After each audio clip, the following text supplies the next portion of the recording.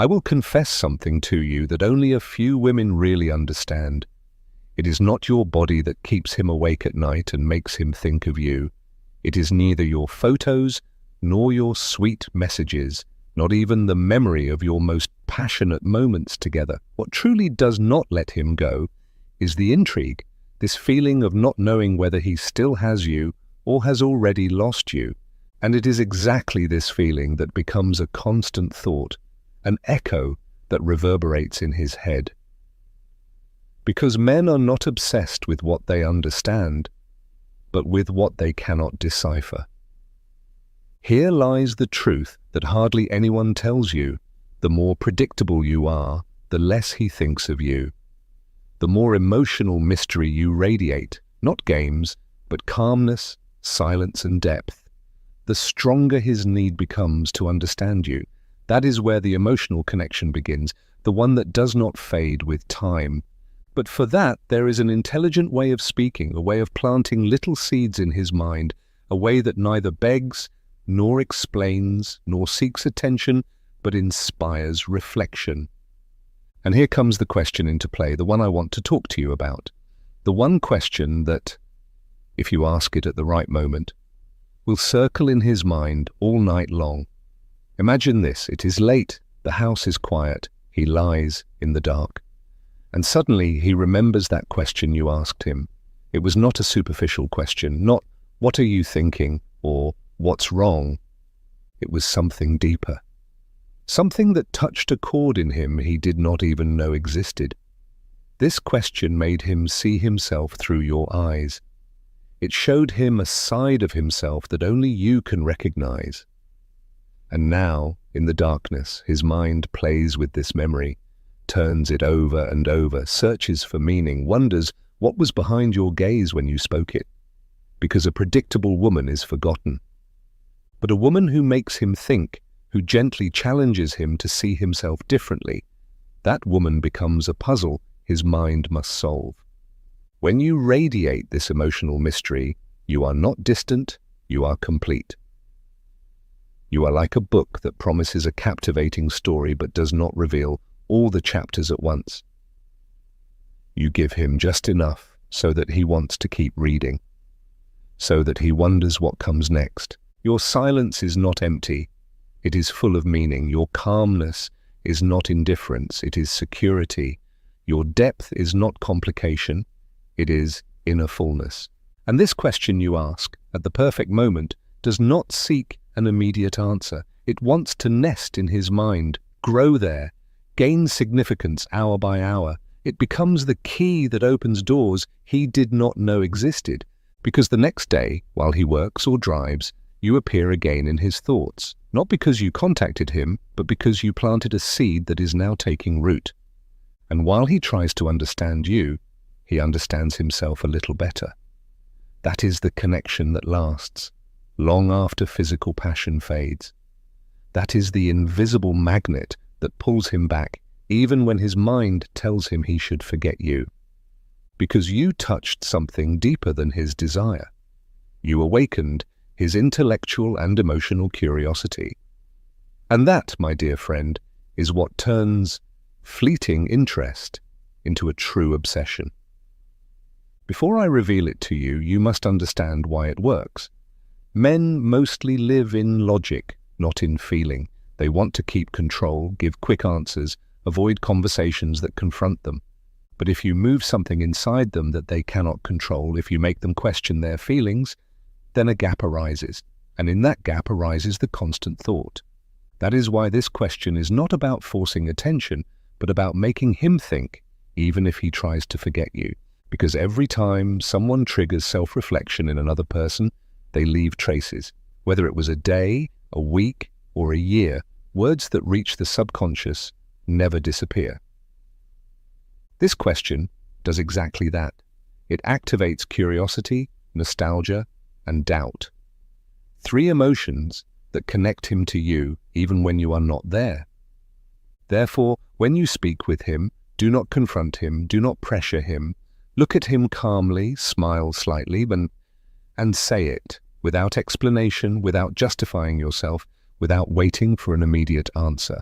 Because the power of this question does not lie in the moment itself, but in everything that happens afterward. The way you say it is just as important as the question itself. Men are trained to recognize hidden intentions, to read between the lines, to protect themselves from manipulation or neediness. That is why your attitude must be completely emotionally detached. You must not radiate anxious energy, not a look that says, "I need your answer." No body tension that reveals you have been waiting for this moment for days. He will feel it, even if he does not see it. Confrontation activates his defense mechanism. When you confront a man, when you corner him with direct questions like, "Why didn't you call? What are we actually? Where is this going between us?" His brain immediately reacts with defense. He builds walls, goes on the defensive, looks for escape routes, and prepares standard answers to get out of the situation as quickly as possible. In this state, nothing you say really reaches him. Pressure has the same effect, only worse. If you push him, insist, or your body signals, "I want an answer now," you achieve only one thing, that he wants to run away. Men are programmed to distance themselves from emotional pressure because they perceive it as a loss of freedom, as a threat to their autonomy. And when they feel that, they withdraw, they close up. Even if there were real feelings before, pressure can destroy everything. Look at him calmly, with a slight smile, and let go. Here begins the art of it all. Your gaze must not be intense, not pleading, not challenging. It must be calm, as if you are completely at peace with yourself. As if this question simply popped into your mind without weight, without hidden intention. When you look at him with this serenity, you convey security. You tell him without words, "I need nothing from you. I am just curious." Your gaze must have a special quality, as if you were looking at him from a higher emotional place.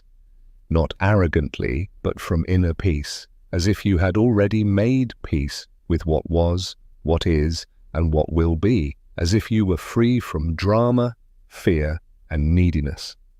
This calmness is magnetic because it is rare. Most people go through life with emotional unrest. When someone appears with true calmness, you feel it. It attracts, and then that slight smile, not big, not nervous, not flirtatious, a barely noticeable smile, a smile that suggests you know something he does not know. A smile with a touch of mystery, nostalgia, something that cannot be put into words. The smile of someone who has lived, learned, and grown. The smile of someone who no longer plays old games. This smile has power. It disarms.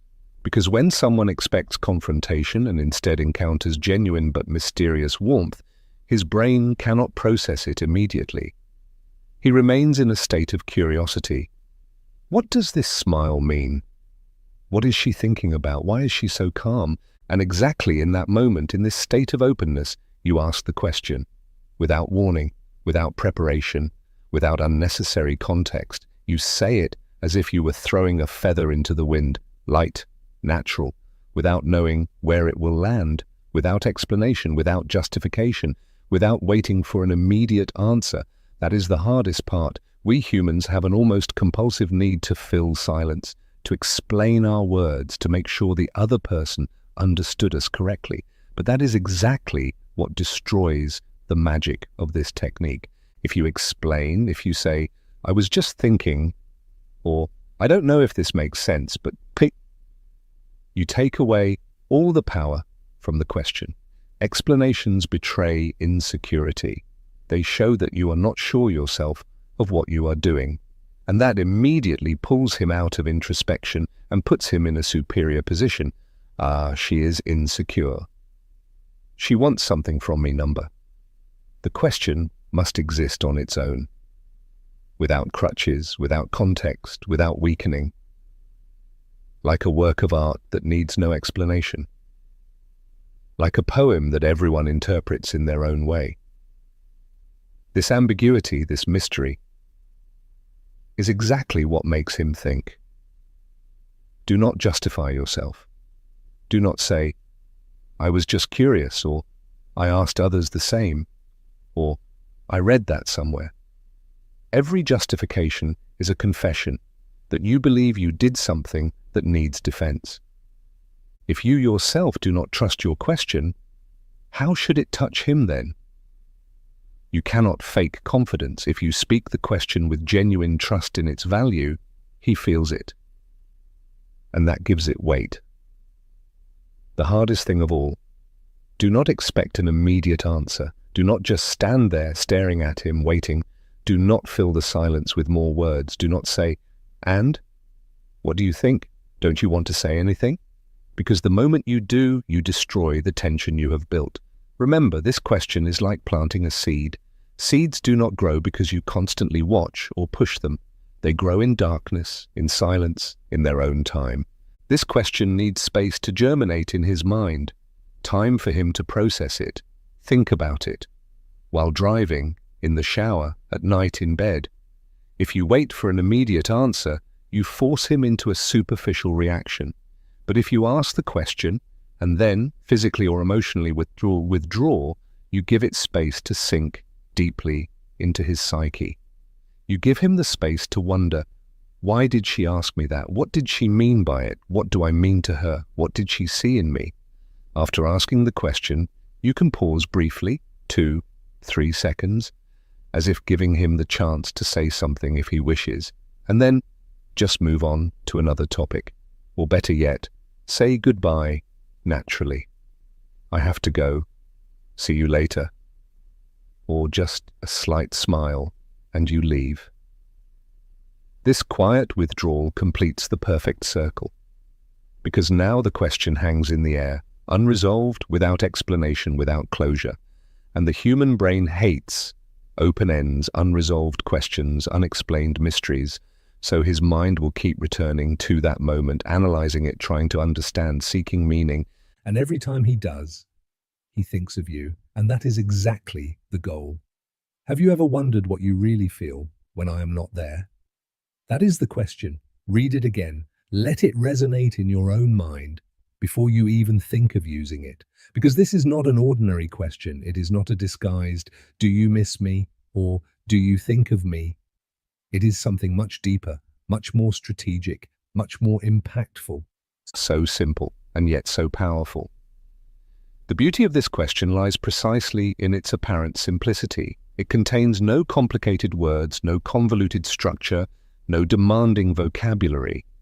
Anyone could say it, yet very few truly understand why it works, and even fewer have the emotional strength to use it correctly. This simplicity deceives. It seems harmless, innocent, like casual curiosity.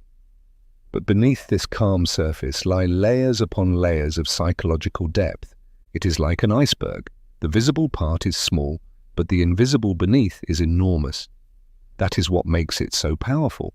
It does not trigger defense mechanisms because it does not seem to be a threat. It does not sound like reproach, not like neediness, not like demand. It sounds thoughtful, like genuine interest, like a search for something deeper than just, "Do you like me?" or "Do you want to be with me?" Because it forces him to look at himself beyond ego and pride. Here lies the true genius of this question. You are not asking him to think about you, you are asking him to think about himself. You are leading him into self-reflection, into the depths of his own emotions, into areas he may never have consciously explored. Men, especially in emotional relationships, often live on autopilot. They feel yes, but they rarely analyze what they feel, why they feel it, or what it means. They act out of feeling without really processing it. That is easier, more comfortable, less vulnerable. But this question breaks through autopilot. It forces him to press pause. It forces him to ask himself, what do I really feel when she is not there? Do I feel relief, emptiness, indifference, restlessness? And to answer that, he must be brutally honest with himself. Here begins the true power. He must go beyond ego and pride, because the ego tells him, you don't need her. You're fine alone. Don't give her that power. Pride says, show no weakness, don't let her see anything. But this question puts him in a situation where he can no longer answer from ego. He must speak from a deeper, real, authentic place. Because the question is not "Darn, do you miss me?" To which the ego can easily respond with an indifferent "sometimes." The question is, have you ever wondered what you really feel when I am not there? And that word "really" is decisive. It suggests there is a gap between what he says he feels and what he actually feels. It suggests that he may not have been completely honest with himself, and that creates inner tension, a cognitive dissonance that his mind wants to resolve. He is left with a restless head, trying to understand whether he misses you out of habit or because he emotionally needs you. This is the perfect trap, but not a manipulative one. It is only an invitation to truly recognize himself. Because there is a huge difference between missing someone out of habit and emotionally needing someone. Most people never become aware of this difference. Missing out of habit is easy to explain, easy to rationalize, comfortable. Of course, I sometimes think of her. We spent a lot of time together. She was part of my daily life. That is superficial, harmless, safe. It requires no real self-insight. But emotionally needing someone, that is something completely different. That means there is something in you that fills a space in him that no one else can fill, that your presence or your absence truly changes his emotional state, that you are not just habit, but essential. And admitting that, even just to himself, is vulnerable, it is frightening, it is powerful. Now his mind is trapped in this distinction. He tries to grasp, am I simply used to her? Or is there more behind it? What exactly do I feel when I realize she is no longer there? Is it just fleeting nostalgia or a real emptiness? These are not simple questions. They require time, reflection, honesty. And the more he thinks about it, the more he thinks of you. Because to understand himself, he must think of you, your presence, your absence, your moments. Every time he does, you take space in his mind, in his consciousness, in his emotional world. And the best part, you do not answer. You let silence do its work. That cannot be emphasized enough. The silence after this question is not only important, it is crucial. It is the difference between a question he thinks about for 5 minutes and one that occupies him for days, weeks, or months. If you ask the question and then remain silent, you create a void. And nature hates a void. The human mind hates a void. When a void arises in a conversation, especially after something emotionally charged, the brain automatically tries to fill it. It wants to create meaning, understand, resolve. But if you do not fill this void, not with explanations, not with your own answer, not with trivial chatter that dilutes the moment, he is left alone with this space. And exactly then his mind begins to fill it himself, with thoughts, questions, analyses, feelings. The silence communicates something powerful about you, that you can hold the emotional tension, that you are not afraid of silence, that you feel comfortable in uncertainty, that you possess the inner strength to ask a deep question and then simply wait. Very few people can do that. This rare ability impresses him as deeply as the question itself. This pause, this moment when you say nothing, is the moment when his mind begins to repeat the question over and over again. The human brain has a fascinating trait. When something remains unresolved, especially something emotionally charged, the mind compulsively returns to it again and again. It is like a song that gets stuck in your head, only much deeper, much more meaningful. In this silent pause, something magical happens. The question stops being just a sentence. It becomes a presence, almost a tangible energy that fills the space between you. And because you did not explain it, did not defend it, did not dilute it, it remains pure, focused, powerful. His mind hears it again. Have you ever wondered what you really feel when I am not there? And again, and again. Not because you repeat it, but because his own mind plays it, tries to process it, give it meaning, find an answer that feels true. Each repetition is like a wave striking a rock. The first wave does little, But wave after wave, again and again, the rock begins to change, to erode, to form. That is exactly how this question works in his psyche. Not with a sudden bang, but with a quiet, steady effect that deepens over time. The longer you keep the space of silence open, the deeper the effect penetrates. Because he cannot simply ignore the question, he cannot pretend he didn't hear it. It lingers between you, hovering, unanswered, demanding, and his mind, by its nature, will keep returning to it until it finds some kind of resolution. Not because you manipulate him, but because you lead him to his own awareness. That is a crucial difference. And this method is not manipulation in the negative sense. You are not deceiving him, you are not lying, you are not playing dishonestly with his feelings. You are simply asking an honest question that invites true reflection. Manipulation would be saying something false in order to provoke a certain reaction. Manipulation would be pretending to be someone you are not in order to get something. Manipulation would be using his insecurities against him to control him. But this is something else. This is an invitation to authenticity, an invitation to meet oneself. You are not turning on a new feeling in him. You are only making visible what was already there, like a lamp illuminating a dark corner, the space, the objects, the truth. They were always there. You are simply helping him finally see them. You are leading him to his own inner world, to his true emotions. And this is not a trick, it is a gift, because most people go through life without ever truly knowing themselves, without questioning their emotions, without examining their inner stories. You give him the chance to understand himself, to recognize his feelings, to encounter his truth. And if in this process he realizes that he misses you, that he needs you, that you mean more to him than he wanted to admit, then it is not because you made him feel that way. It is because he has always felt it. He just finally recognizes it now. And no one forgets the person who makes them reflect on themselves. That is a deep truth about human nature that very few truly understand. We remember those who make us feel good, yes.